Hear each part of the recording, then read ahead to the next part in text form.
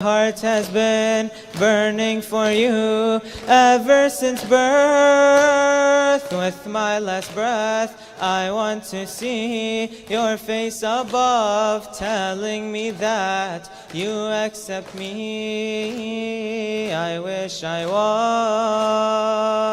was in Karbala.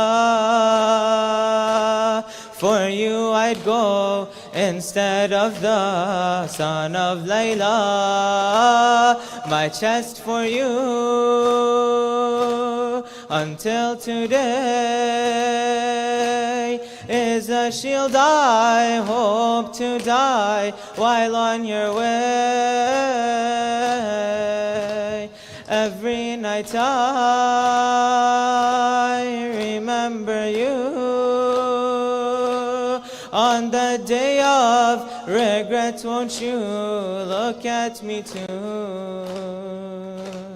Every night I remember you.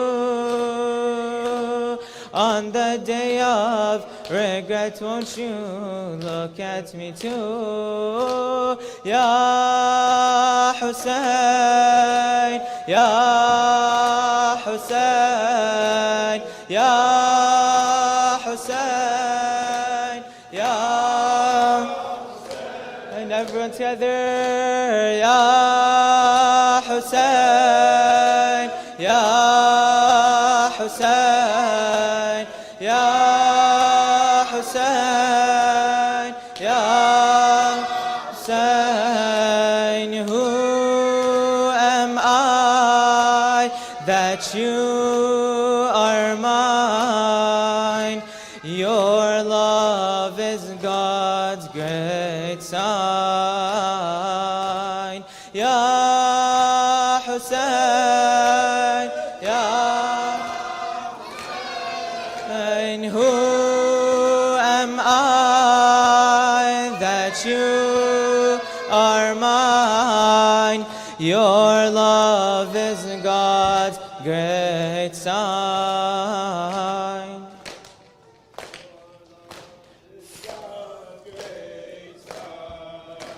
For the one with no friends on his own, you come to his side when he's alone. I call out to you, you respond to me. Oh Hussein, oh Hussein, stay with me. I'm sorry I took your love lightly. Ya Hussein, Ya Hussein. Who am I that you are mine? Your love is God's great sign. When the world throws everything my way, from your path my heart begins to sway.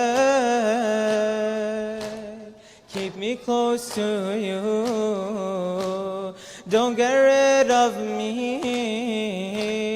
Keep me close to you, don't get rid of me. Oh Hussein, oh Hussein, I'm in need. I must be freed from the chains of my greed. Oh Hussein, oh Hussein, I'm in need. I must be freed from the chains of my greed. Oh Hussein, oh Hussein, say I'm sorry, I took your love lightly. Ya Hussein, Ya Hussein, who am I that you are mine? Your love.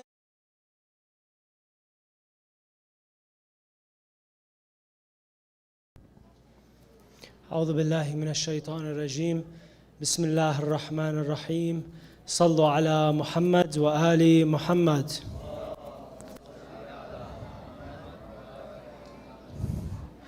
Bismillah ar-Rahman ar-Rahim. Assalamu alaikum, dear Shaykh Usama, brothers and sisters.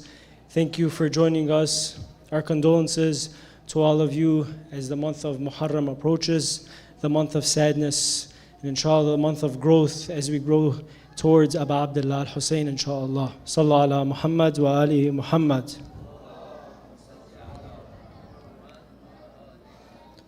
Inshallah, to start off tonight's program, I would like to welcome our dear brother Ali Abbas for some recitation from the Holy Quran with a loud salawat ala Muhammad wa ali Muhammad.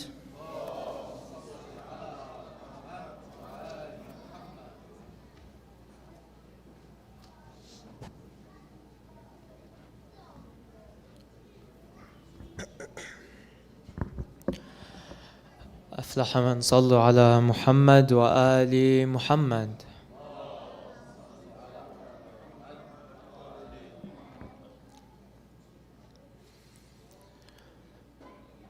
أعوذ بالله من الشيطان الرجيم.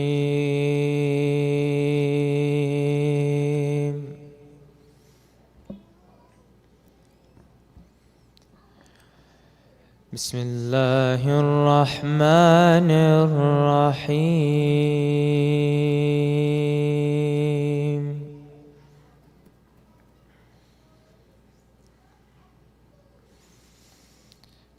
زين للذين كفروا الحياة الدنيا ويسخرون من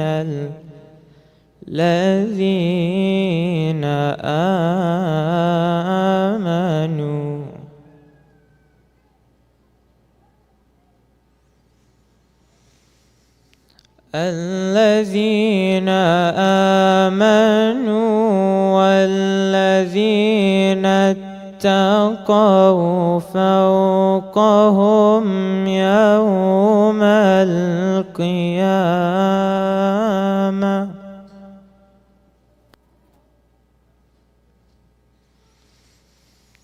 والله يرزق من يشاء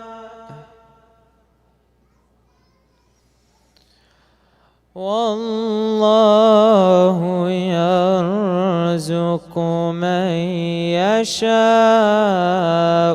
بغير حساب.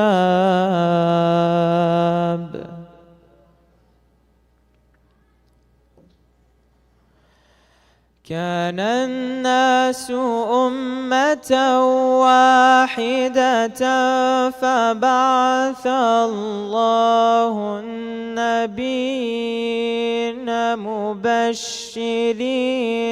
ومنذرين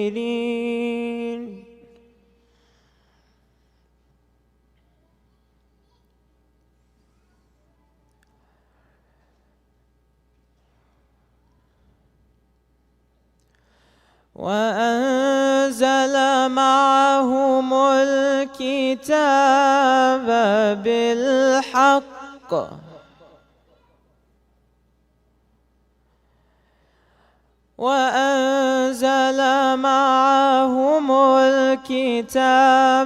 بالحق ليحكم بين الناس فيما اختلفوا فيه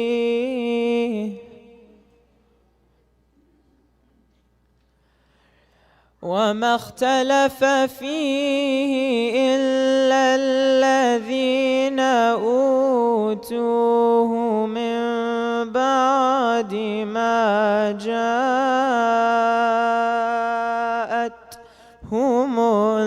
البينات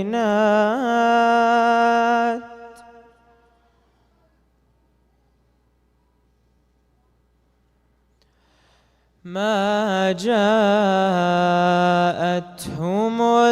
البينات بغيا بينهم فهدى الله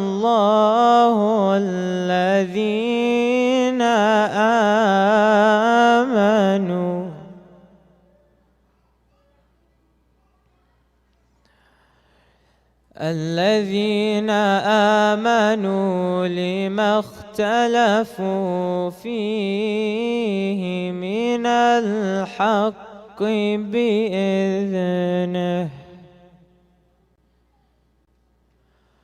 والله يهدي من يشاء إلى صراط مستقيم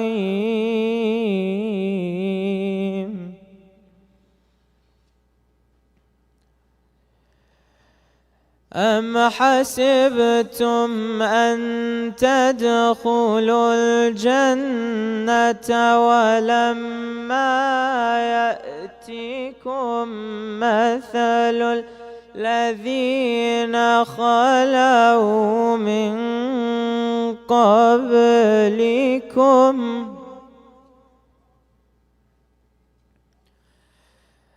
مستهم البأساء والضراء وزلزلوا حتى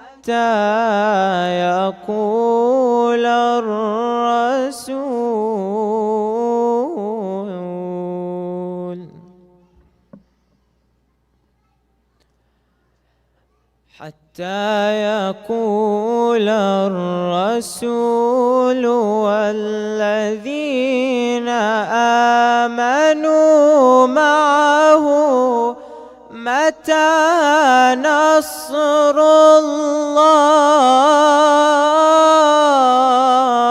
الله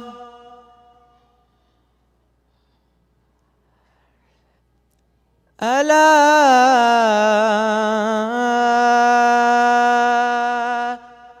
إن نصر الله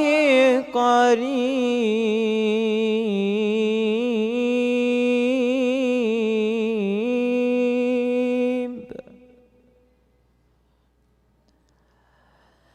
ألا إن نصر الله قريب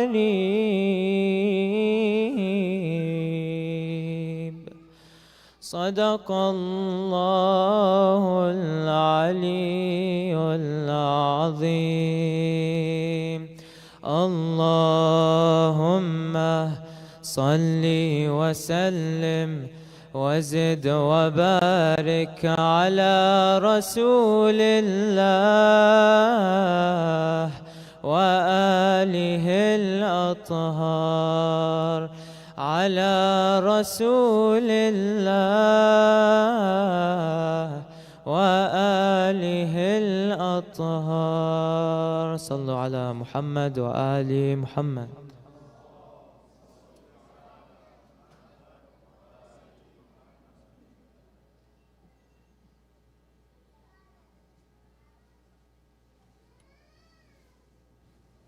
Ahsan, Brother Ali, if we could get another loud salawat ala Muhammad wa ali Muhammad.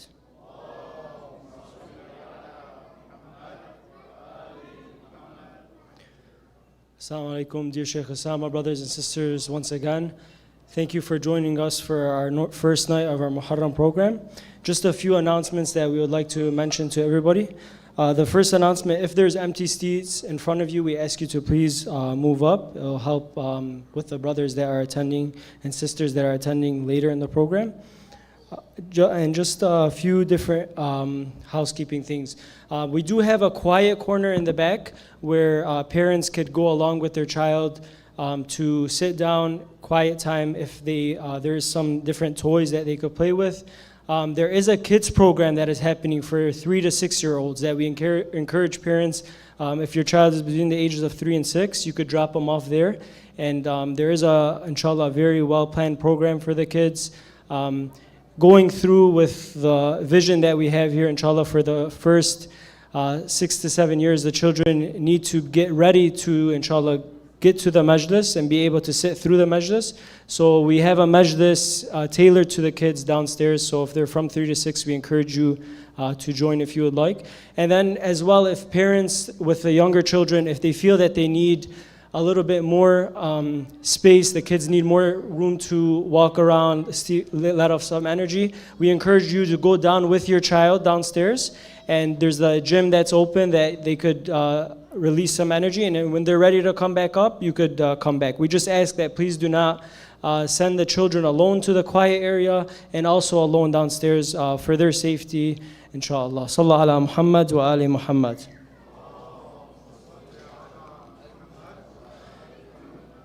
Also, something that's very important, alhamdulillah, a lot of these, the Quranic verses to the lectures, a lot of these things are corresponding with each other. We're trying to bring everything together with these lectures to make it the most beneficial. So every night on the WhatsApp community chat, if you're not in there, inshallah, please ask somebody else to share the link with you or ask one of the volunteers. We're sending a nightly pamphlet so that people could follow along with the Quranic verses to be able to see the latmiyat, the courses, and all of the different information. So there is some papers around on the floor that say scan me, but it would be much easier if you join our WhatsApp community chat to be able to get all the announcements for the upcoming nights, inshallah. Secondly, there will be a community dinner this Friday. We encourage and we hope that everybody could join us.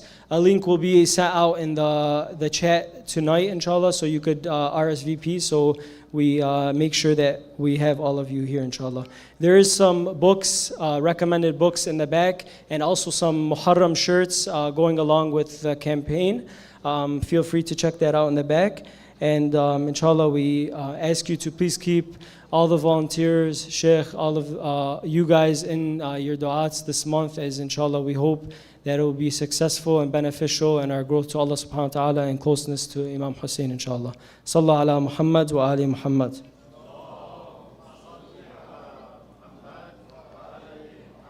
And lastly, just one announcement, mainly for the brothers. Directly after Shaykh's speech, we are going to move the chairs to the left-hand side to prepare for the majlis and latmiyah. So we are going to sit on the floor for the majlis. If somebody has special accommodation and they can't sit on the floor, just save your chair and kindly move a little bit to the back. That way it allows us for the latmiyah and the majlis to continue. And it's something different this year, so we ask for your support and help in that process, inshallah. Without further ado, I would like to welcome our dear brother Hassan Salame for poetry with a loud salawat ala Muhammad wa ali Muhammad.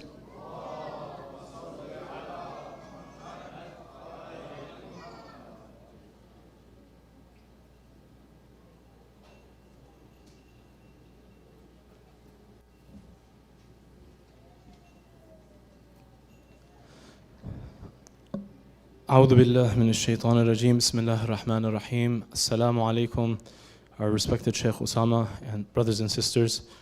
Assalamu alaikum wa rahmatullahi wa barakatuh.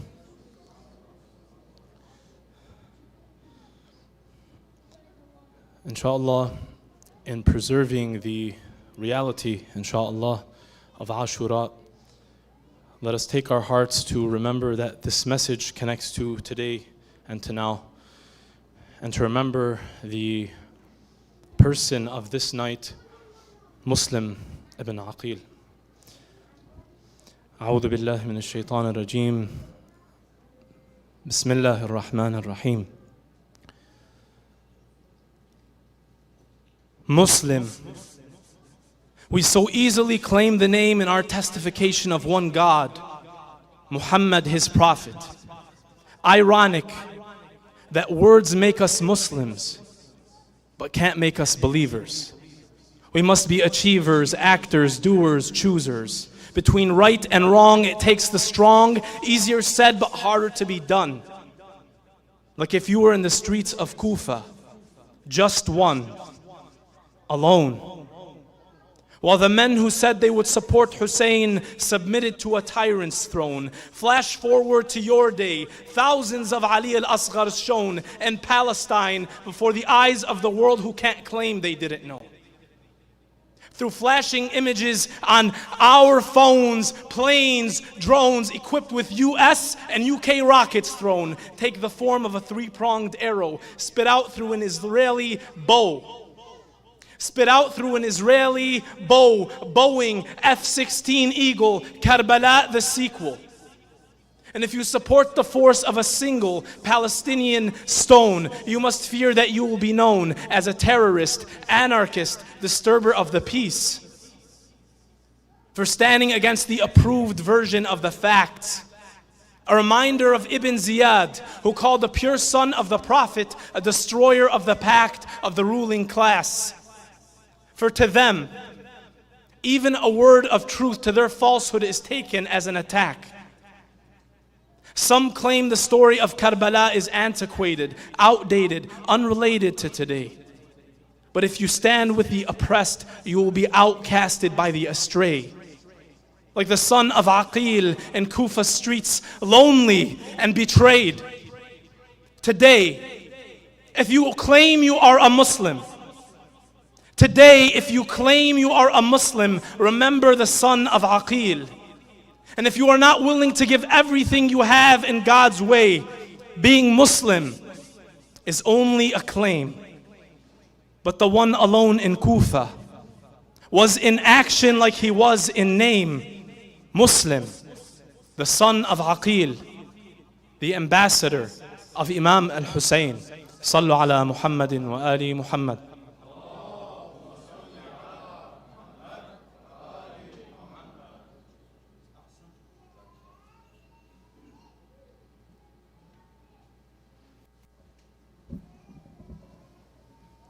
Hassan, brother Hassan, another loud salawat ala Muhammad wa ali Muhammad.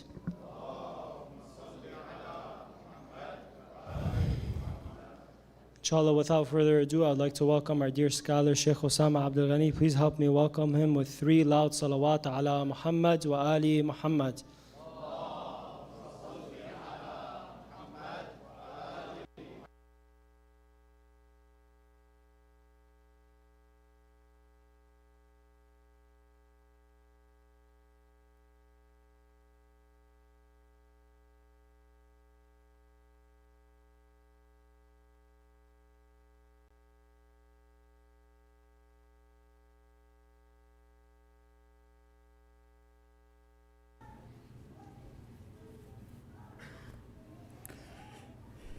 أعوذ بالله من الشيطان الرجيم بسم الله الرحمن الرحيم الحمد لله رب العالمين والصلاة والسلام على سيدنا ومولانا أبي القاسم المصطفى محمد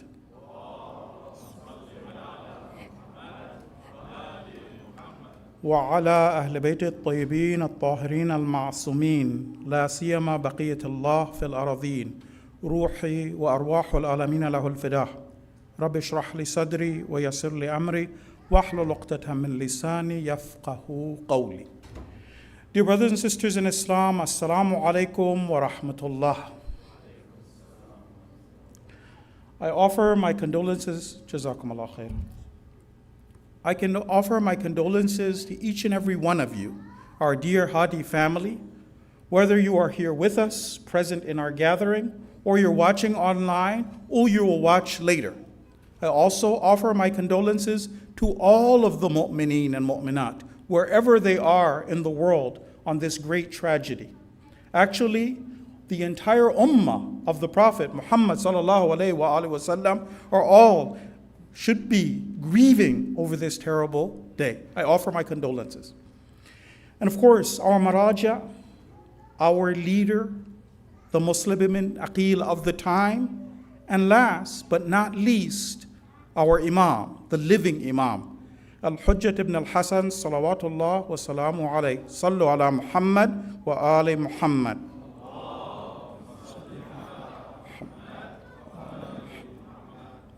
Allow me to offer you to make that dua that we all recite when we see one another. We say, أعظم الله أجورنا بمصابنا بالحسين وجعلنا وإياكم من الطالبين بثاره مع وليه الإمام المهدي من آل Muhammad. So we ask Allah, we first of all offer our condolences to one another, and then it's an active part too. We ask Allah that we all have the tawfiq of those who seek vengeance for this blood which was unlawfully shed. Now, brothers and sisters, today, if Allah gives tawfiq, there are 5 questions that we would like to address. The 5 questions are the following. One of them is, if you and I want to benefit the most from this month, this is a special month, special days and nights, what are some of the instructions of the Arafah in order for us to remove any spiritual barriers that may stand between us benefiting from these holy nights? Number 2 would be, what is our big picture strategy for this Muharram? This Muharram, as the brother mentioned, we're trying to do things a little bit differently. We have a strategy behind that, but what is the strategy for all of us, inshallah, to know? The third question will be this. What are the 3 big picture goals that we're hoping to address in all of these gatherings? So all of the gatherings that go on, there are 3 questions that inshallah we'll be trying to gain, 3 areas that inshallah we'll be trying to benefit. Then specifically to this particular lecture, what is the mind of a revolutionary like when a revolutionary addresses the issue of Nubuwwah? How does a revolutionary mind address the issue of Nubuwwah? And then finally, what is the philosophy of Nubuwwah? Why did God send prophets? But inshallah, we start with salawat ala Muhammad wa ali Muhammad.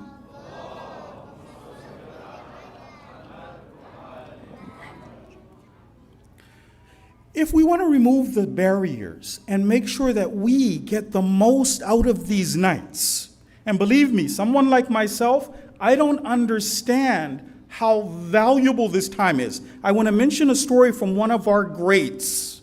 Maybe if we hear about how our greats viewed these nights, this opportunity, maybe that would help us wake up.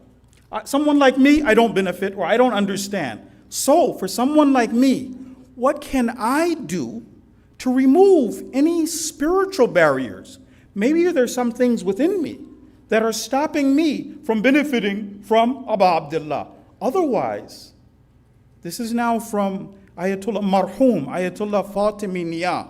He said that this situation of becoming hur, making tawbah, getting close to the Imam, he said this is continuous.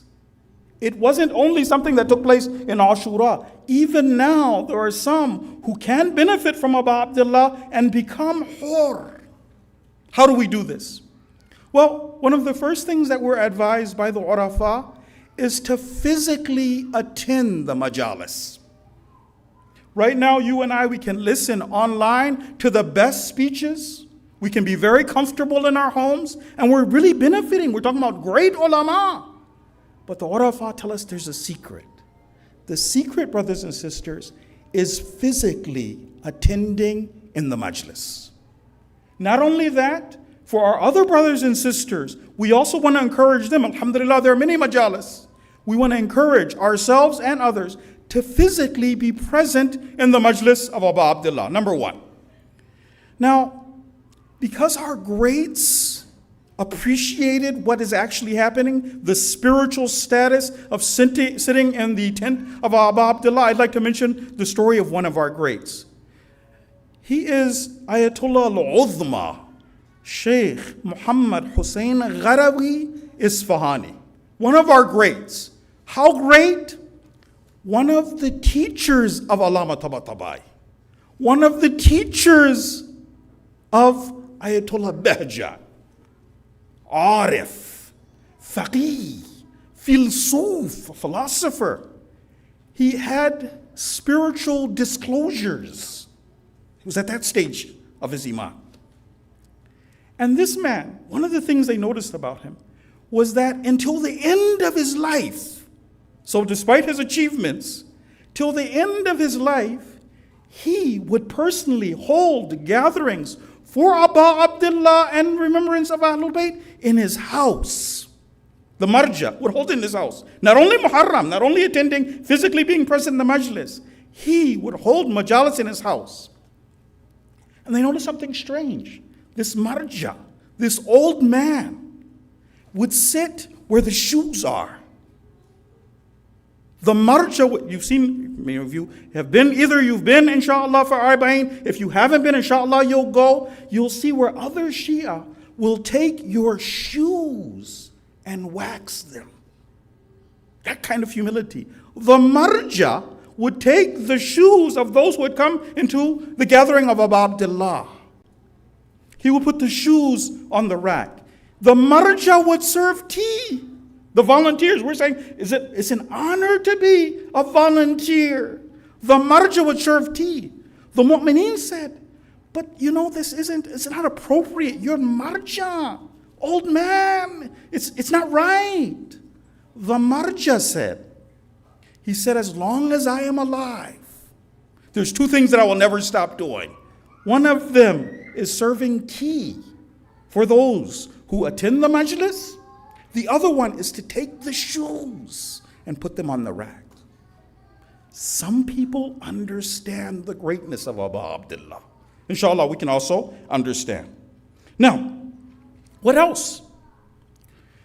There are certain du'as that we should be making, because right now we have one of the greatest wasila of getting close to God, Abu Abdullah. We're his guests. We're in his house. What are some of the things we should be asking for if we want to remove those spiritual barriers that are stopping us from benefiting from Abu Abdullah? One, we ask God, brothers and sisters, for ikhlas in our tawassul. Our gathering here is tawassul to the Imam. Our listening to the majlis is tawassul to the Imam. We ask Allah, by the right of Hussein, for ikhlas, sincerity, selflessness when it comes to the tawassul. Number one. Number two, we ask God, we beg God for even more humility before the Imam. Humility. Where you see yourself as nothing and Abu Abdullah is everything. Abu Abdullah, when he sees someone who has that kind of humility before God and the wali of God, he's very different with that person. Example, in Karbala, on the day of Ashura, there's an individual who was very unassuming. He didn't think he was a big shot. He didn't think he was important. This man was actually one of the slaves of Abu Abdullah. His name was Joan. Joan, when he saw the situation, he came and he begged Abu Abdullah for permission to fight. Please, allow me to defend you. The Imam tried to give him an out. It's okay, you've been with us. Alhamdulillah, you've been serving. When the Imam tried to give him an out, he was so upset. He said, I've been here for the good times with you. Remember, he's been with Abu Abdullah, the family of the Prophet, from the time of Amirul Mu'mineen. You know, if you were a servant of the Imam, you're basically family with the Imam from the time of Ali. He said, you expect me only in the good times to enjoy, and now that the time's for jihad? He insisted, and the Imam granted him permission. But he was so unassuming. When he goes out to fight, you know, they recite epic poetry. In his epic poetry, you don't hear him mention his father's name. You don't hear him mention his tribe. You don't mention anything, not even his own name. Humility. He fought till finally he was cut down. And when he was cut down, he was bleeding out. He didn't even call to the Imam for help. Alhamdulillah, I had the tawfiq. I was able to fight. What more than that? I'll quietly bleed out. But Abu Abdullah, he sees humility is very different. Abu Abdullah came over to the slave and he took that bloodied head, and Abu Abdullah put his blessed cheek on that face. So one of the things that we do is to ask Allah for more humility when it comes to our Imam. The other thing that they tell us to do is to ask God to increase our love of Hussein. We love him, ask God to increase our love of Hussein. We ask Allah for tears. We're going to have the majlis, but ask God for tears. The other thing, the last thing that I will mention is this. On the day of Ashura, brothers and sisters, we've been recommended by some of the urafa to start reciting Ziyarat Ashura. On the day of Ashura, brothers and sisters, if you can, if it's possible, you want to recite it with the 100 Latin and the 100 Salam, if you can. And then there's a 2 rakat prayer, and ask for your hajat. But the urafa tell us, for the remainder, up until Arba'een, if you can, then continuing to recite the ziyarah is wonderful. Yes, maybe we can't do the salam and the salawat, but at least we're reciting that ziyarah up until Arba'een. Inshallah, in this way we'll remove some of those obstacles between us and Abu Abdullah. Salawat ala Muhammad wa ali Muhammad.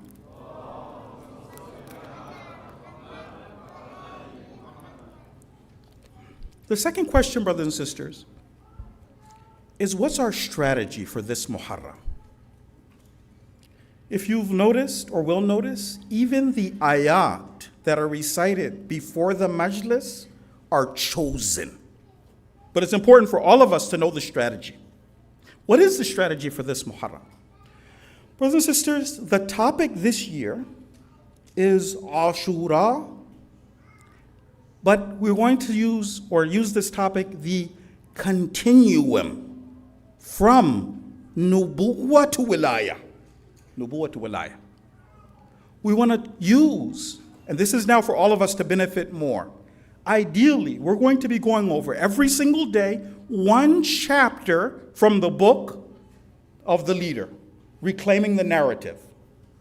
If brothers and sisters would like to benefit more from the discussion, my request would be that we all read the chapter. So today is the first chapter on Nubuwwah. Tomorrow, inshallah, the second chapter. Before we come to the majlis, ideally we want to read the chapter.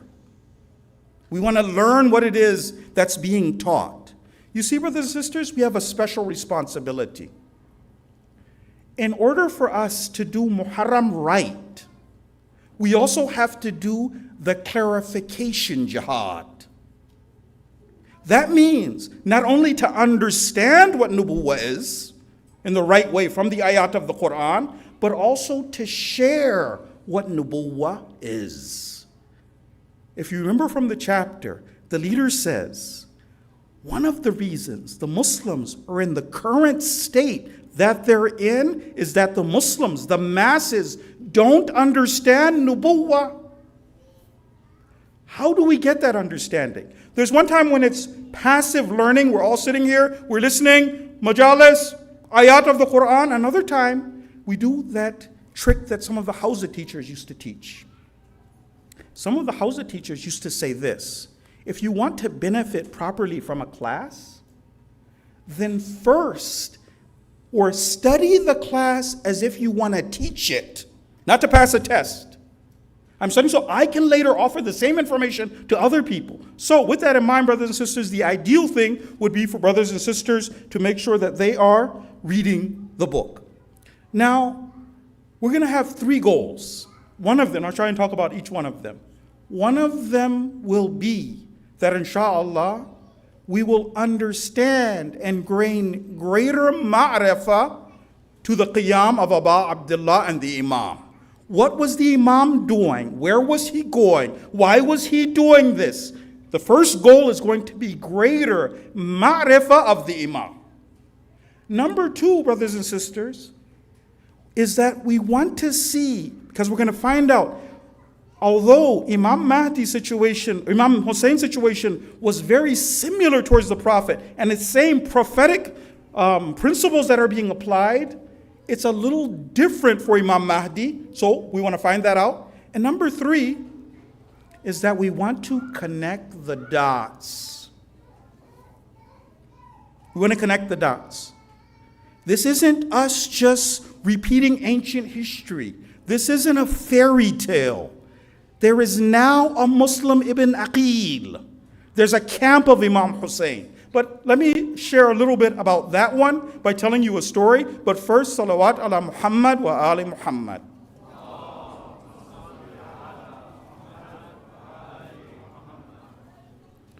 Brothers and sisters, connecting the dots. I want to tell you the story of a shaheed. Very wonderful shaheed.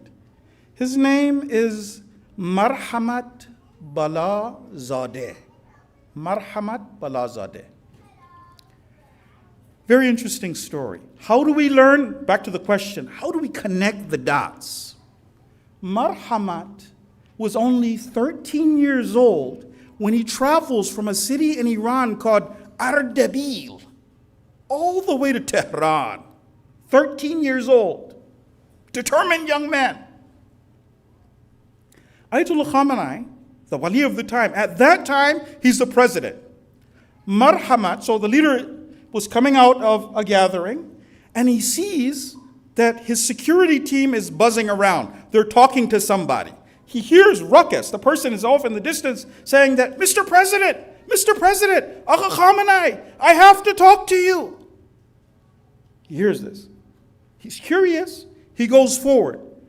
Marhamat is so determined, Marhamat breaks through the security and gets himself to the president. I have to talk to you. I've got to talk to you. What's the story? The security team says, there's this kid. He's from Ardabil. He's here in Tehran. He says he's got to talk to you.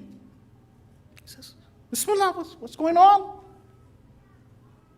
Marhamat, 13 years old. He said, as the president of Iran, I want you to give an order that from now on, no one, no ulama, none of those who recite praise of Ahlul Bayt, no one should recite the Majlis of Qasim. No one should recite, that shouldn't be there anymore. The Majlis of Qasim, we all recite. Why wouldn't you recite the Majlis of Qasim? Listen to the words of this 13-year-old, connecting the dots. He said this, he said, Qasim was 13.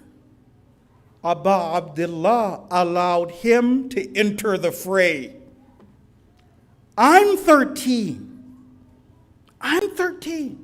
However much I ask and request the commanders, please allow me, let me offer myself. The commanders tell me we're not taking 13-year-olds. So, just in the majlis, why are we doing this? It's just a ritual. The leader talks to this young man. He says, but what about, because they exchanged pleasantries, he said, what about school? What about you're learning? Marhamat at this stage is just crying, his shoulders heaving. The leader embraces Marhamat. He embraces Marhamat. He tells the team, the security team, he says, I want you to arrange, somebody take the kid back, and I want you to make sure that he's allowed to go to the battlefront and report back to me. Marhamat becomes a shaheed later in an operation called the Badr operation. But brothers and sisters, connecting the dots, if you could read the will, the wasiyah of Marhamat, see how this young man addresses Imam Mahdi. See how he connects the dots between his current time, the camp of Abu Abdullah now. He calls Imam Khomeini Ibrahim of the time. See his humility. In his wasiyah, he says this, Oh Allah, I know I'm not deserving of shahada. He says this, he says, Oh Allah, If you haven't forgiven me of my sins, don't take me from this world. For marhamat, this isn't a game. Connect the dots. Muslim ibn Aqil now. So brothers and sisters, we want to inshallah make sure that we're like that. Salawat ala Muhammad wa ali Muhammad.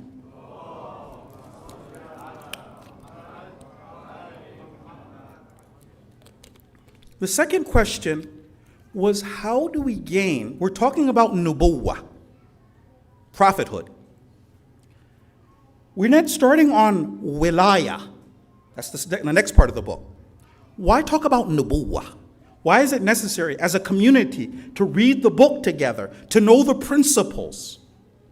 We're trying to get more ma'rifah about Abu Abdullah. How? Now, brothers and sisters, we talked before as a community about the motivation for Abu Abdullah and why he did his qiyam. We talked about that before. We summarize, a summary would be this, that Islam had gotten to a situation that it needed someone to hit the reset button. But what happens is this. The qiyam of Abu Abdullah, and I'm going to mention just some of the words of Abu Abdullah himself. He's talking about a community that at this time has gotten so far from Islam that it's back to the time of Jahiliyyah. I'm going to use the words of Abu Abdullah. He's going to engage with the same prophetic principles that his grandfather used and rebuild the society. So I'm going to use a word, but I'm looking for a better word than this.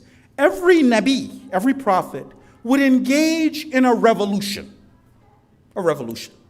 A revolution in this way, that if they came into a society which was engaged in Jahiliyyah, they would deconstruct the society and rebuild it the right way. It wasn't necessarily the case that the Nabi he didn't come with the intention that I have to go to war. It doesn't have to be a bloody revolution. That would be on the Tawaghit, who wouldn't listen. But they would deconstruct the society. But the society at the time of Imam Hussein had literally gone back to polytheism, and even worse than polytheism. Right now, allow me to recite the words of Imam Hussein. This is, if you want to look this up later. If you look at the first lines of Imam Hussein's letter to the people of Basra. The Imam writes a letter to the people of Basra. What does the Imam say? One of the lines of the Imam is this. Ana ad'ukum ila kitabillah. I'm inviting you, I'm bringing you to the book of Allah. Wa sunnati nabiyhi. And I'm inviting you to the sunnah of the Prophet. He continues, he says, فَإِنَّ السُّنَّةَ قَدْ أُمِيتَتْ. Literally, the sunnah has been killed. وَإِنَّ الْبِدْعَ قَدْ أُحْيَتْ. Bid'ah, an innovation, has come to life. Islam has literally been flipped upside down. The sad part is the people don't even realize that literally they're mushrikeen according to Quran. Again, this is now the words of Imam Sadiq. So Imam Sadiq describing the situation, why it is that we need to talk about Nubuwwah. What does it mean if a society goes back to Jahiliyyah? How do you deconstruct a society and rebuild a society? The Imam says this is now Imam Sadiq describing the situation. He says, Inna Bani Umayyah, truly Bani Umayyah, أطلقوا للناس تعليم الإيمان. They allowed the people, Bani Umayyah, allowed the people to learn what faith was. Faith was. They allowed the people to learn how to pray, allowed the people to learn how to read Quran, allowed the people to make Hajj. But you see, there's another part of the religion that the people weren't allowed to learn. The Imam says this, he says, وَلَمْ يُطْلِقُوا تَعْلِيمَ الشِّرْكِ. They didn't allow people to learn what, practically speaking, shirk is. There's a time when my situation, my community is actually practically mushrikeen. Practically speaking. But worse than the time of Rasulullah, because this is now in the name of Islam. Why did they do that though? Why would the Tawaghit do that? The Imam says this, لِكَيْ إِذَا حَمَلُوهُمْ عَلَيْهِ, once they imposed shirk on them, a Jahili society, لَمْ يَعْرِفُوهُ, the people will not know that actually they're being mushrikeen. So Imam was saying the society is in a complete state of chaos. It has to be rebuilt, and it's going to be rebuilt based on prophetic principles. We all heard that famous hadith where the Imam explains that why I left Medina, right? And he says that I did khuruj. Khuruj doesn't mean I left Medina. Khuruj means qiyam. I'm gonna flip the lid on this thing. But why? He says, وَإِنَّمَا خَرَجْتُ, and I've done qiyam. Why? He says, أَطُّبُ الْإِصْلَاحِ. Islah doesn't mean minor reforms here. The Imam is literally going to deconstruct the Jahili society and rebuild it in the right way. Either that, if he was able to get the government, or he would have a meaningful death that would leave pure Islam alive. Now, the last thing about this, the big picture strategy. So one part was the idea that we want to get more ma'rifah of the Imam. Another part, we want to connect the dots.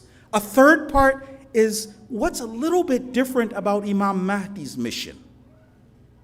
A little bit different. The mission of Imam Mahdi, brothers and sisters, is a little bit different than the previous Imams. How?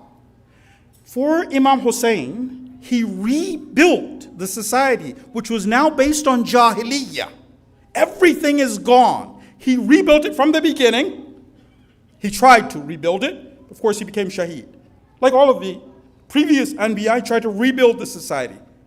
But Imam Mahdi's situation is different. For Imam Mahdi, why do we need to learn these lessons? Imam Mahdi is not coming here to start from zero. That the community goes to complete Jahiliyyah, and then Imam Mahdi comes like Imam Hussein and he rebuilds it. No. For Imam Mahdi, it's different. For Imam Mahdi, we have to make the world a better place.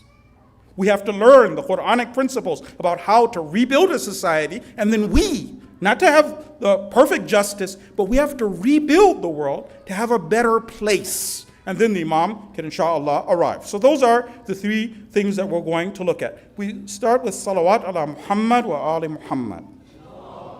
Salli ala Muhammad wa ali Muhammad. Ajab farajahum. Brothers and sisters, the next question is this. How does an intelligent revolutionary approach the important concept of Nubuwwah? Just for context, brothers and sisters, remember the wali, at that time he's just Ayatollah Khamenei. He's a 35-year-old, but an intelligent revolutionary, a desperate man, a man who's already been arrested 5 times. After this time, he's going to go to those torture chambers, that one that's a museum in Iran. He's going to go there. He's going to be captured or go over there. But a man who knows that the intelligence service is sitting right inside the masjid. How does an intelligent, revolutionary mind teach the concept of Nubuwwah? Enter the mind of a revolutionary. One of the things you'll notice in the first part of the book is this. He says that when it comes to traditional discussions about the concept of Nubuwwah, there are many discussions. These discussions are right. They are true discussions. They're good discussions. But are they all at the same level of urgency? So for instance, he says, one of the discussions could be this when it comes to Nubuwwah, a real discussion. What was the deen of our prophet before he became a prophet? What deen was he practicing? It's a question. It's a real question. Our prophet, in the Quran, we know that he didn't read or write. But what does that really mean, though? Does it mean the prophet couldn't physically read and write? Was he illiterate? Or does it mean that he couldn't or that he didn't read and write for a certain reason? Those are discussions. But how does a revolutionary approach this topic in every discussion? This is now for all of us. A revolutionary, when we're going to talk about a subject, We're going to look at what's most needed right now. What's the most immediate challenge? What solves the immediate issues? What has to be addressed? Then yes, if there is time, then 100% we'll get to those other discussions. But I'm not going to start off with issues of secondary importance, non-issues, even if they're true, even if they're right, or revolutionary. Brothers and sisters, there's a concept we need to learn in order to get ready for the Imam of the time, where we learn how to switch gears. Switching gears, brothers and sisters, means that we train ourselves to be able to change. When there are several taklif that we have, several takalif, but right now one is more important, one's immediate. If this doesn't happen, everything else, that we shift gears. We do what's most important, not just what's right. The opposite of this, brothers and sisters, is when you have what I call, I've always had lunch in a brown paper bag mentality. So we're like, it's still lunch. Can I offer you lunch? No, I always had lunch in a brown paper bag. We don't want to be like that. It's still lunch. What does God want?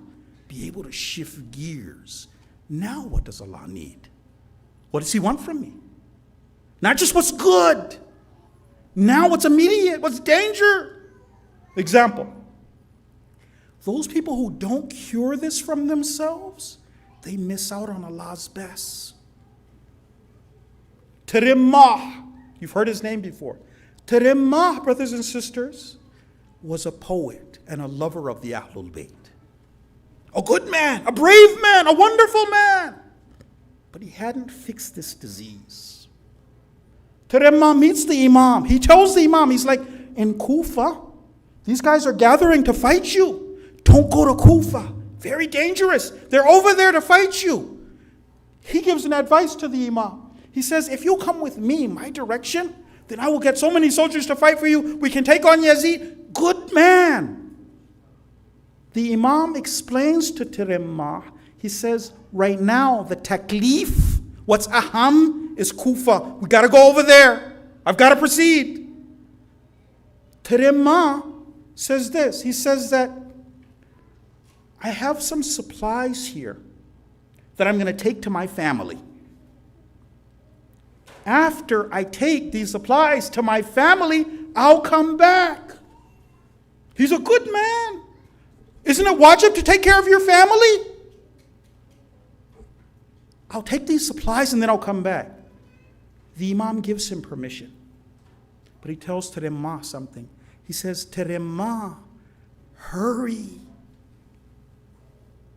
Tarimmah goes, he misses out on Karbala. He couldn't shift gears. Just because something's good doesn't mean that's something that's immediate, that's urgent. A revolutionary, how do they address a concept like Nubuwwah? How do they address life? Now, brothers and sisters, for the last part of the talk, we'd like to talk a little bit about the concept of Nubuwwah. But first, salawat ala Muhammad wa ali Muhammad.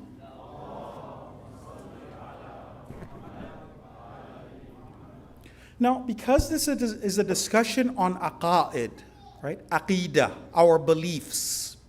We're going to be looking at the ayat of the Quran together. Ayat of the Quran together. And then we're going to try and derive the clear message from the Quran. But the idea is also, we also have to do that clarification jihad. So that means you and I, in addition to learning, we have to teach, we have to talk, we have to explain. Why on earth would God send prophets?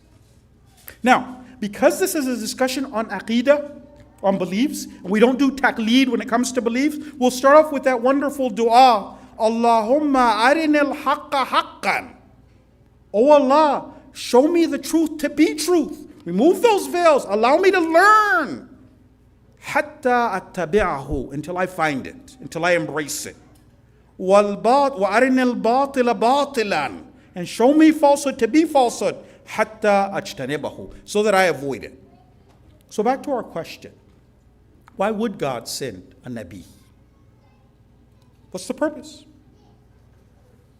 The reason we have to have this discussion, brothers and sisters, is that if we don't convince ourselves of why we have to have a Nabi, then all of the discussion on what a Nabi does, how a Nabi fixes things, what is the prophetic method, all of it's all midair, it's all up in the air. We've got to fix it. Why is it even necessary for us to have a Nabi? Now, brothers and sisters, one of the things that separates us from the animals is the intellect. You see, all animals operate based on instinct. They're taught by God what they're supposed to do. Allah teaches the animals how to live their lives, the leader gives the example of the bee, of the termite. You read that inshallah in the book. Allah teaches the animal. For us as human beings, it's not that we don't have instincts. We actually do have instincts. We have instincts. When we're younger, our instincts are stronger. When we're younger, our instincts are stronger. But as we get older and more experience, something else comes to play. What comes to play? The aql, the intellect. The instincts get weaker and weaker. We rely on them less and less, and we rely more and more on the aql. Our question is this: is the aql that God has given us? Why do we need a Nabi? Allah sent us here for a reason. He wants us to experience His best. Is it possible for me to experience God's best just with the gift of the intellect? What about if I have the intellect and science, human experience? Is the intellect enough? Can I experience God's best? The answer is that no, brothers and sisters. The intellect on its own is not enough to experience God's best. This is going to be important for how we introduce the religion to children, by the way. One of our jobs is to create Islamic schools and to convince the next generation of why we're Muslims. I've shared the concept of intellectual conviction. There's a wrong way of teaching intellectual conviction. A wrong way of teaching it. I want to talk about the right way and a little bit about the wrong way, and then go to the ayat of the Quran. What's the wrong way? When we talk about intellectual conviction, brothers and sisters, we don't want to tell anybody that aside from wahi, aside from a hadith of Ahlul Bayt, just with your intellect, come to an understanding and a conclusion about why it is that you should worship God. There are some people, when they want to convince, they'll sit down with a class and they'll say, let me explain to you intellectually why it is that we should pray. Why should we have hijab? Why should we have the various rulings in the deen? Right? Intellectually, I want to explain it to you. There is a role for that. The danger is this: if I explain that you, as a believer, are supposed to be convinced outside of wahi of why it is, not just because it's Allah's laws, not because Allah said it, not because it's hadith, just based on my explanation of why it is that you should worship, that would be a mistake. What we're going to come to is that the intellect it's impossible for the intellect to understand the reasons for worship. Impossible for us to understand through the intellect why it is that we offer 2 rakats of prayer in the morning and what, right? And if there was a religion that if through science, through experiments, I could come to a conclusion about, and that would tell me why I do the acts of worship, the secrets of it, that wouldn't be deen. That would be the end of religion. Let me slow down a bit and then come back to it. Salawat ala Muhammad wa ala Muhammad. Salli ala Muhammad. One of the reasons that we need the deen is this. We're talking about otherworldly reasons for why we worship. How can you ever bring into a lab otherworldly reasons on the hereafter? What happens if you do this? How can a lab tell me after 1,000 years, after human experience, how can I ever? It's not in this world. It's beyond the scope of the intellect. So that's one way of looking at it. I'll mention the ayat later. Another way of looking at it will be this. The needs of humanity, are infinite. The intellect, human intellect, doesn't even understand the needs to then provide solutions. We're slowly, if we're looking at human beings, are looking at history. In history, how many intellects have been there from the beginning of time? How many times do the intellects contradict one another? Fight against one another? The intellect would say, have a prohibition of alcohol. The intellect would then say, bring alcohol back. Right? Now, what we're going to say though, so we'll start off with that first premise, because after that we're going to talk about the role of the intellect and what it is that we're trying to do. And I encourage brothers and sisters, believe me, everything that I'm trying to share, I won't be able to share in 45 minutes. We're talking about the book, everybody reading on their own. I'm trying to at least highlight, and then inshallah. Salawat ala Muhammad wa ala Muhammad. Salli ala Muhammad wa ala Muhammad. Brothers and sisters, if you don't mind, let's turn to one of the ayat of the Quran that talks about why it is that we need prophets. And then after that, let's explore together that there is a role for the intellect. And there is a role for intellectually defending the religion. And we need to explain that in the right way. Okay.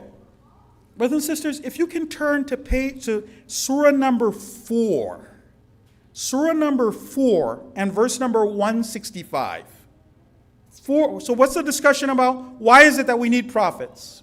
Why is it that we need prophets? Is the intellect, is science enough?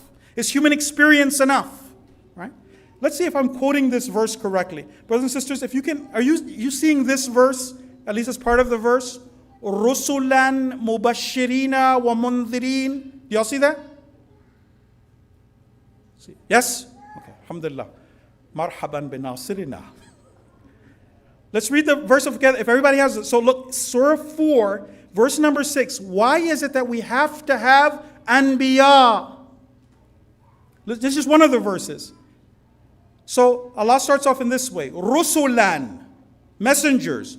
Mubashirina wa mundhirin. They give good tidings. Mubashirina wa mundhirin. Prophets warn us about what happens if we don't obey God. About the rule of the tawaghit, about human misery.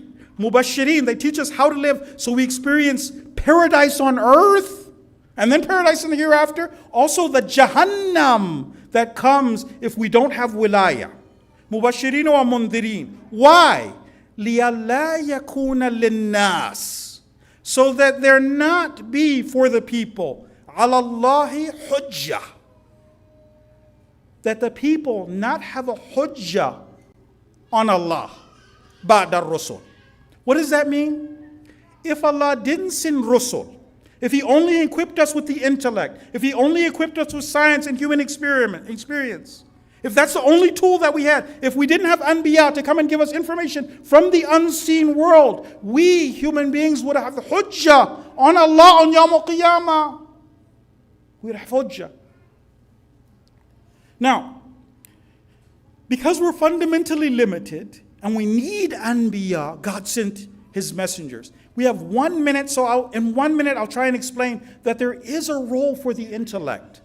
The leader talks about defending the religion, the idea of us trying to explore some of the wisdom that comes to our mind about the rulings in the religion. But I want to explain it in this way with one hadith from Imam Sadiq, and inshallah we'll listen to the Masa'ib together.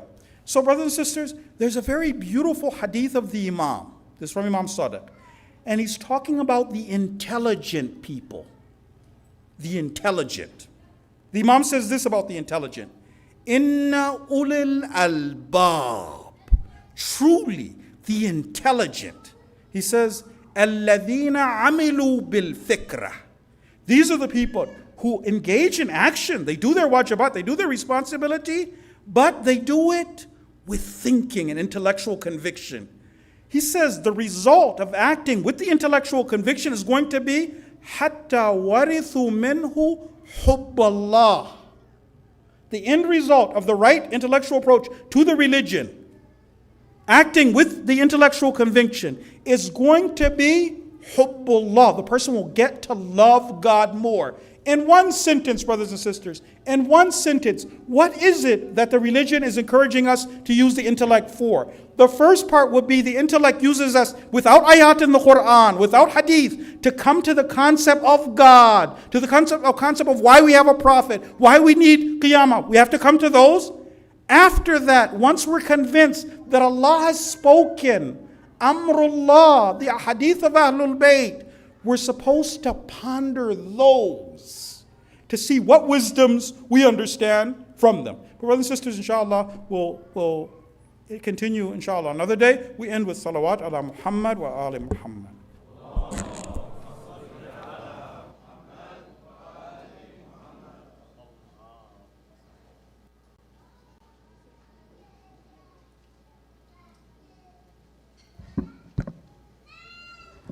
Ahsan Shaykhna, sallu ala Muhammad wa ali Muhammad.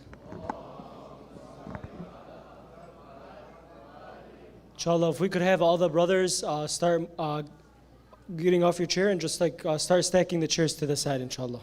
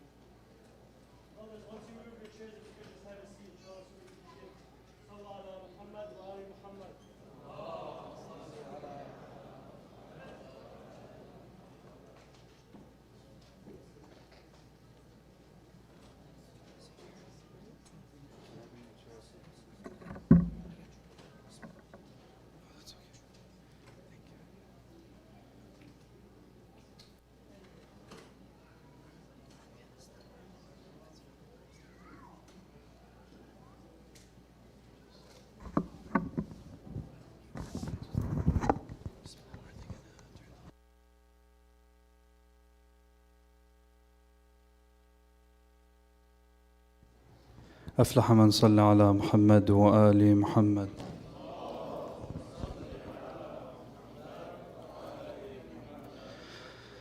ثانية لحب السيدة فاطمة الزهراء صلى على محمد وآل محمد.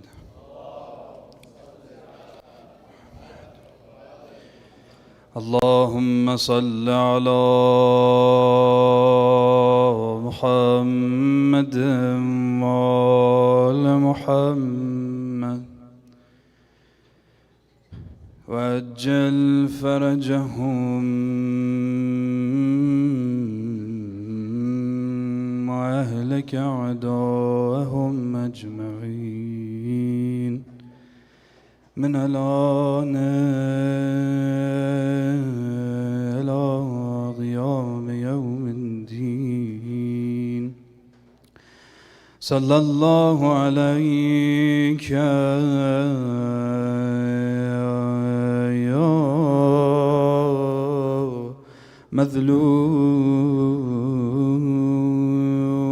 مظلوم يا أبا عبد الله يا رحمة الله الواسعة يا باب نجاة الناس. اللهم كن لوليك الحجة ابن الحسن صلواتك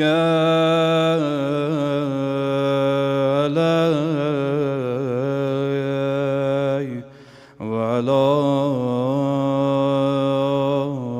آبائه في هذه الساعة وفي كل ساعة وليا وحافظا وقائدا ودليلا وعينا حتى تسكنه أرضك توا وتمتعه فيها تميلا يا صاحب الزمان يا صاحب الزمان يا صاحب الزمان يا صاحب الزمان يا صاحب الزمان. We send our condolences to you on the arrival of Muharram. We call out to you, Mawla Salam. The month of Muharram has arrived. Mawla Salam. The month of Muharram has arrived.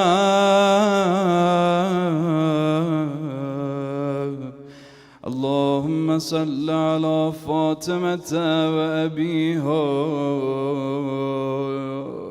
O Mother, Ya Fatimatu Zahra, give us permission to enter the morning of Muharram, mourning for your son Abu Abdullah.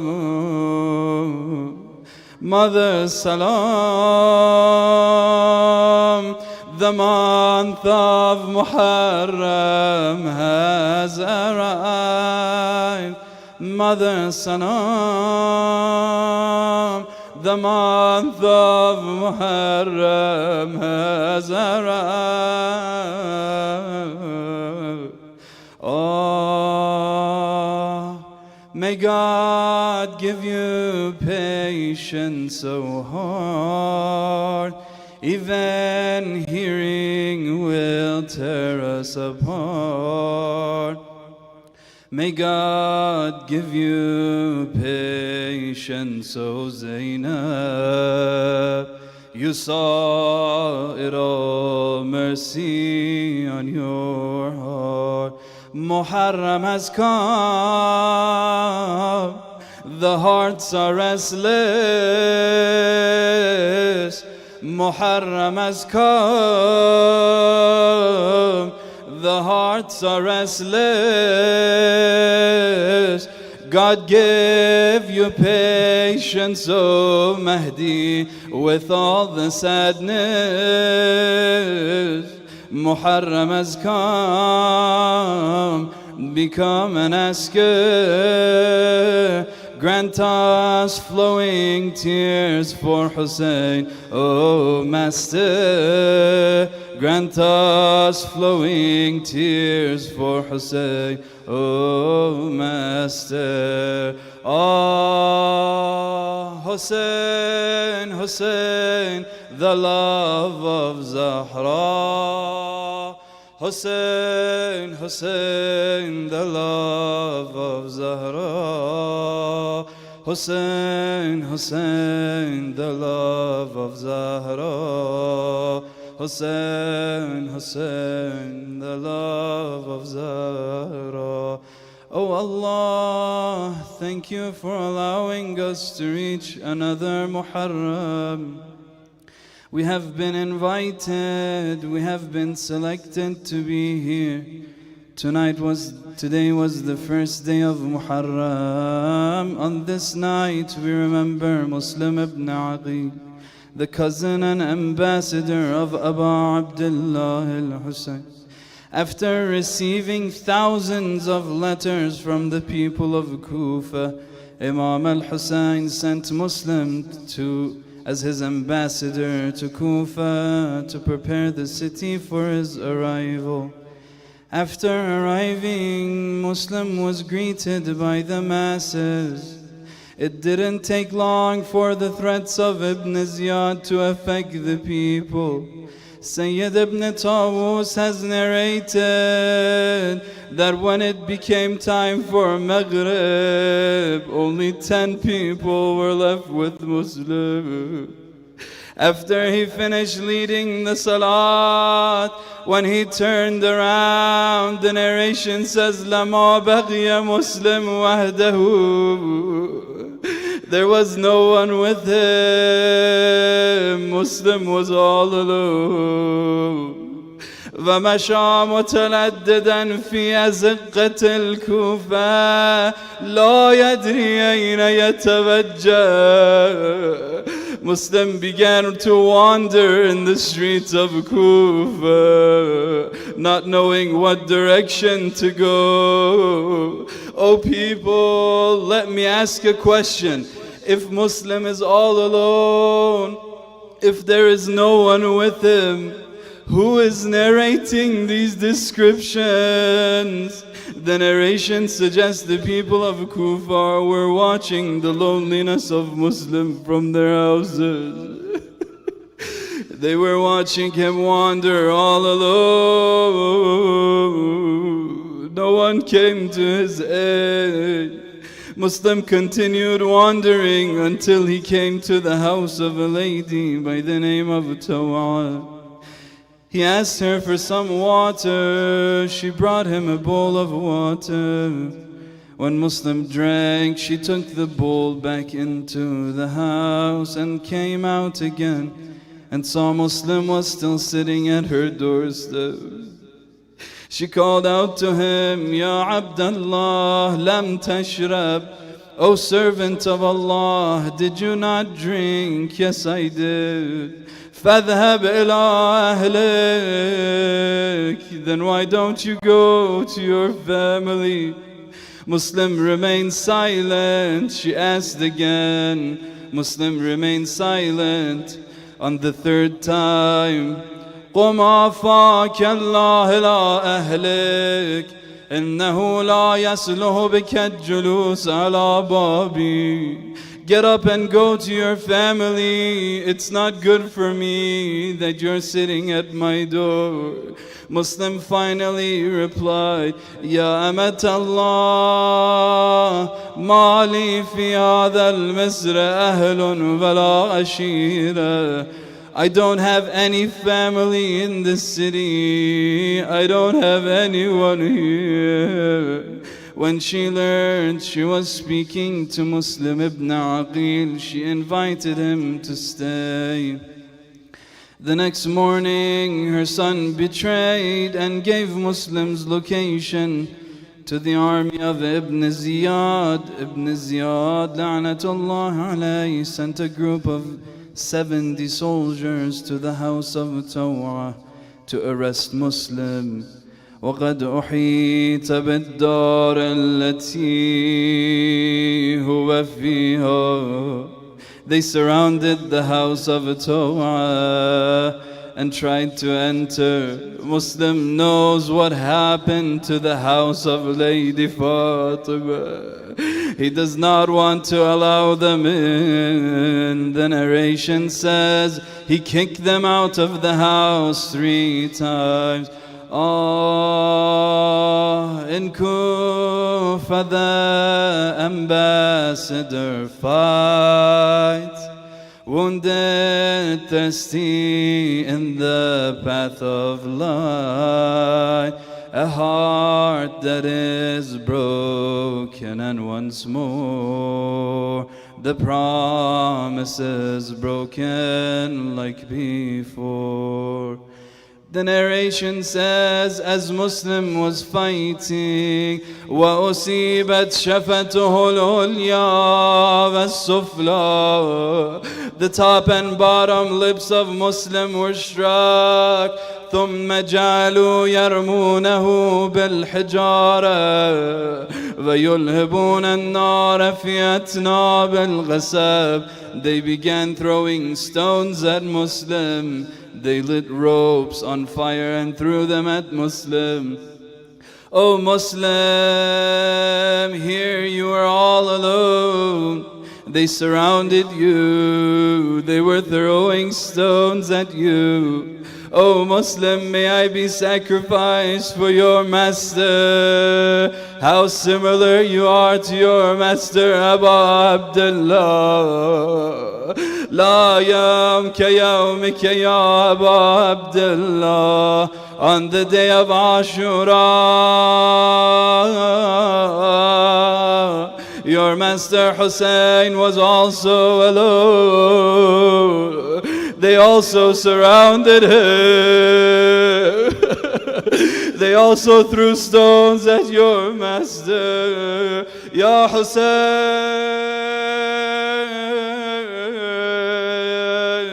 Ya Hussein, Ya Hussein, Ya Hussein. Oh, in Kufa the ambassador finds, wounded, thirsty in the path of light, a heart that is broken, and once more the promises broken like before. I wish a breeze would take to Mecca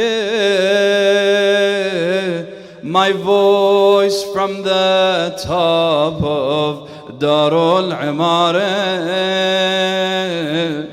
that O Hussein Jan, the love of Zahra, the unloyal people betrayed, don't come to Kufa. The unloyal people betrayed, don't come to Kufa. Oh, Hussein, Hussein, the love of Zahra. Everyone. Hussein, Hussein, the love of Zahra. Hussein, Hussein, the love of Zahra. Hussein, Hussein. They took Muslim to the top of Darul Imarah. In his final moments, they saw Muslim began crying. Someone said, "Oh Muslim, you are a general. You came here for a great purpose. Why are you crying?" Muslim replied, "La abki li nafsi, walakin abki li ahli al-muqabbilina ilay." I'm not crying for myself. I'm crying for my family who is on their way here. أبكي للحسين وعلى الحسين. I'm crying for Hussein and the family of Hussein. I'm crying for that man who is coming towards Kufa with the women and children. Sallallahu alayka ya Abu Abdullah wa ala al-arwah allati hallat bifana'ik alayka minni salamullah abadan ma baghitu وبقي الليل والنهار ولا جعله الله آخر العهد مني لزيارتكم. السلام على الحسين وعلى علي بن وعلى أولاد الحسين وعلى أصحاب الحسين وعلى أبي الفضل العباس أخي الحسين. السلام عليكم يا أهل بيت النبوة جميعا ورحمة الله وبركاته. Who says that I admit defeat? From this path I will not retreat. The ambassador of Hussein will live and will die at his feet. When you throw me down through the sand, I fall into my uncle's hands. When you throw me down to the sand, I fall into my uncle's hands. لا أرى الموت إلا السعادة، لا أرى الموت إلا السعادة، لا حياة إلا الشهادة، لا حياة إلا الشهادة. لا أرى الموت إلا السعادة، لا أرى الموت إلا السعادة، لا حياة إلا الشهادة، لا حياة إلا الشهادة. Who says that I admit defeat? From this path I will not retreat. The ambassador of Hussein will live and will die at his feet. When you throw me down to the sand, I fall into my uncle's hands. When you throw me down to the sand, I fall into my uncle's hands. لا أرى الموت إلا السعادة، لا أرى الموت إلا السعادة، لا حياة إلا الشهادة، لا حياة إلا الشهادة. يا حسين يا حسين يا حسين يا حسين. Everyone together. يا حسين يا حسين يا حسين يا حسين يا حسين يا حسين يا حسين يا حسين يا حسين يا حسين حسين يا حسين يا حسين يا حسين يا حسين يا حسين يا حسين.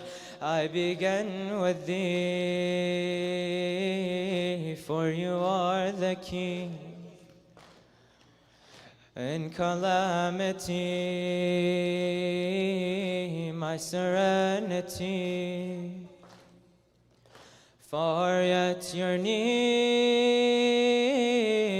and no eye can see. Everything you hear, everything you see. And you made my heart so you know my pain. But you made Hassan and you made Hussein. Ya Hussein, Ya Hussein, Ya Hussein, Ya Hussein, Ya Hussein, Ya Hussein, Ya Hussein, Ya Hussein, Ya Hussein, Ya Hussein, Ya Hussein, Ya Hussein, Ya Hussein, Ya Hussein, Ya Hussein, Ya Hussein, Ya Hussein, Ya Hussein, Ya Hussein, Ya Hussein. This is Karbala. This is every land till the end of time. On our feet we stand. This is Karbala. This is every land till the end of time. On our feet we stand. This is Karbala. This is every land till the end of time. On our feet we stand. This is Karbala. This is every land till the end of time. On our feet we stand. This is Karbala.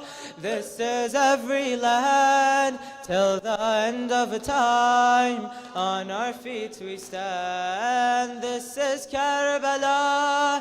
This is every land till the end of time. On our feet we stand.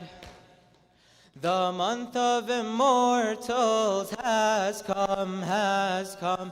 Everything we have is from Muharram. This land is their throne, the world their kingdom. For this family let minds be ransom. For this family let minds be ransom. Now that they're here, this land has honor. This place will birth their sons and daughters. Now that they're here, this place has honor. Now that they're here, this land has honor. This place will birth their sons and daughters. This is where we start, Bain al-Haramain, for the Mahdi's cause, vengeance for Hussein. This is where we start, Bain al-Haramain, for the Mahdi's cause, vengeance for Hussein. This is Karbala. This is every land. This is of time. On our feet we stand. This is Karbala. This is every land till the end of time. On our feet we stand. Set up the tents for the real soldiers. Set up the tents for the real soldiers. Those who came to watch them will fall over. There's no middle ground on the battlefield. This is the path of truth, so come closer. This is the path of truth, so come closer. This caravan can fit everyone. There's no limit on those who can come. This caravan can fit everyone. There's no limit on those who can come. This is where we start. Reject every chain. Live and die freely, following Hussein. This is where we start. Bain al-Haramain, for the Mahdi's cause, vengeance for Hussein. This is where we start. Bain al-Haramain, for the Mahdi's cause, vengeance for Hussein. This is Karbala. This is every land till the end of time. on our feet we stand. This is Karbala, this is every land, till the end of time, on our feet we stand. Whoever remains here is forever. His position with God has no measure. Why live a life that will end with your death? You can be eternal as a martyr. You can be eternal as a martyr. The sun has not set in Karbala. Stand and defend the son of Zahra.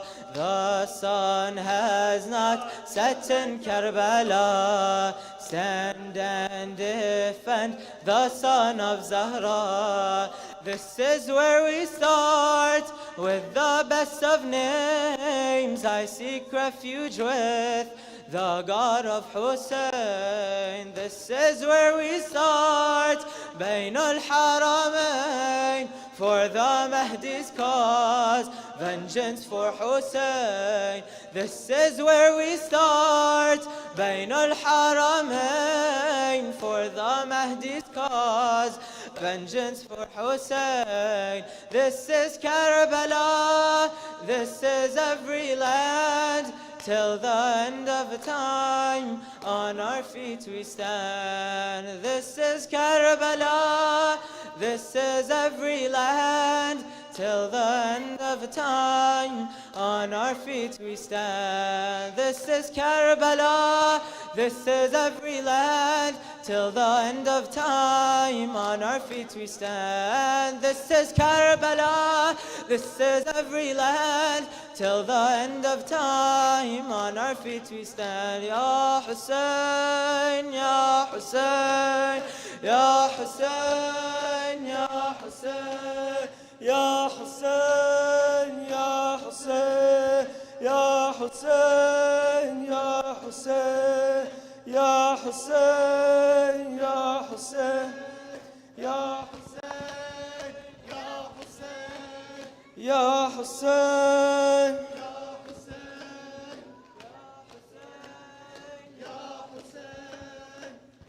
Hussein, Ya Hussein. Mahdi, I want to be your Muslim. Mahdi, I want to be your Muslim. Muslim ibn Aqil Muslim. Muslim ibn Aqil Muslim.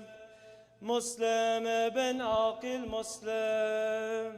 Mahdi, I want to be your Muslim. Mahdi, I want to be your Muslim.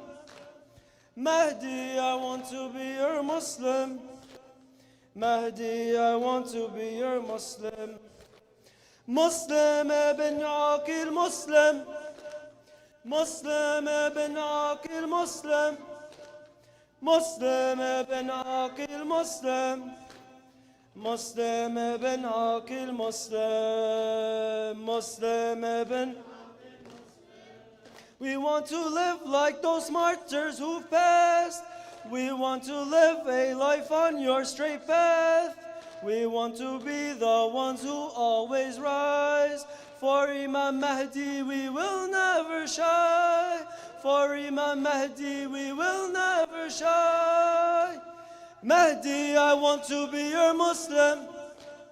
Mahdi, I want to be your Muslim, everyone. Mahdi, I want to be your Muslim. Mahdi, I want to be your Muslim. Muslim ibn Aqil Muslim. Muslim ibn Aqil Muslim. Muslim. Muslim ibn Aqil Muslim. Since our inception and youth, this path is for those who love truth, who will never abandon the cause. Ruh Allah taught us to be strong. Ruh Allah taught us to be strong. Mahdi, I want to be your Muslim. Mahdi, I want to be your Muslim. مهدي لأني كان مسلم وكان مسلم مسلم ابن عاقل مسلم مسلم ابن عاقل مسلم مسلم ابن عاقل مسلم مسلم ابن عاقل مسلم مسلم ابن عاقل مسلم. From the river to the sea, dignity is our reality. The martyr's blood will never be lost. Palestine is forever our cause. Palestine is forever. Mahdi, I want to be your Muslim. Mahdi, I want to be your Muslim. Mahdi, I want to be your Muslim. Mahdi, I want to be your Muslim. What kind of Muslim? Muslim ibn Aqil Muslim. Muslim ibn Aqil Muslim. Muslim ibn Aqil Muslim. Muslim ibn Aqil Muslim. Muslim ibn Aqil Muslim. Assalamu alayka ya Aba Abdullah. Inshallah, ziyara dua. Assalamu ala al-Husayn wa ala Ali ibn al-Husayn أولاد الحسين وعلى بسم الله الرحمن الرحيم اللهم صل على محمد وآل محمد اللهم كن لوليك الحجة ابن الحسن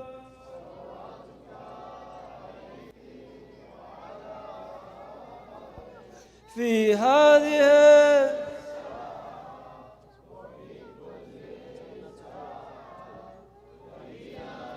وحافظا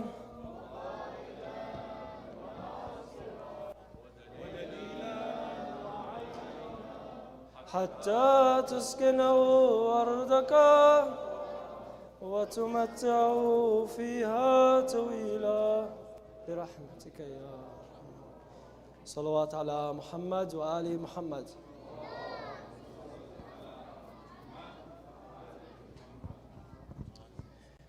We thank the brothers and sisters for coming out. Inshallah, just a reminder, tomorrow we plan on starting on time. So we did take a little bit more of your time today, so we apologize. Inshallah, we plan on starting on regular timing every day. For the boys, their shoes are on the men's side. Inshallah, we'll bring them out. And the girls are on the girls' side, inshallah.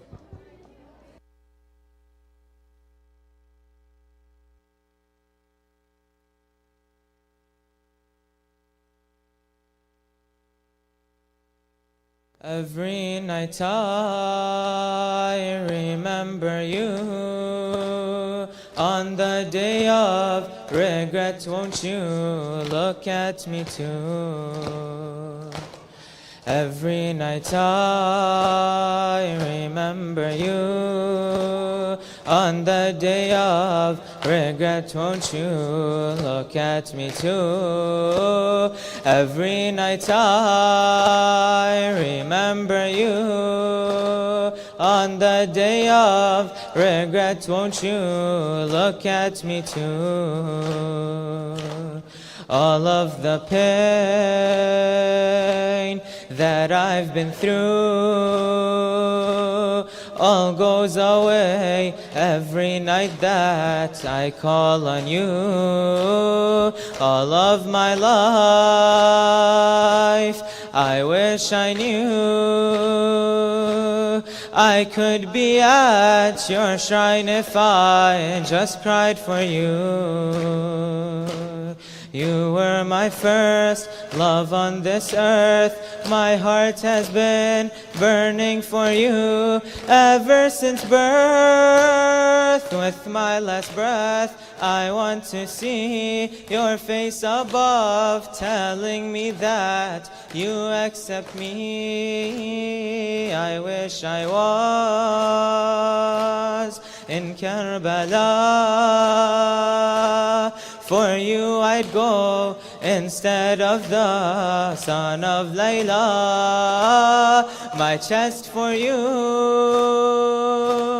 until today is a shield. I hope to die while on your way. Every night I remember you. On the day of regret, won't you look at me too? Every night I remember you.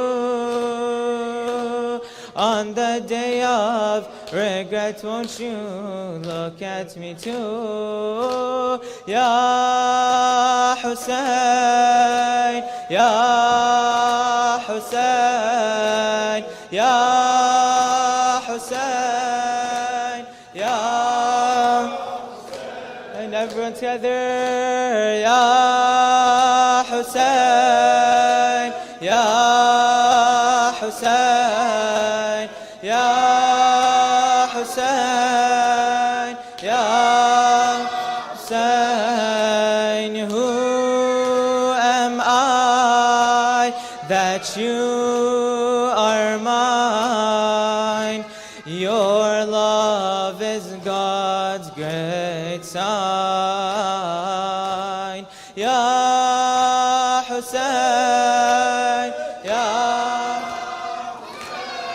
Hussein. Who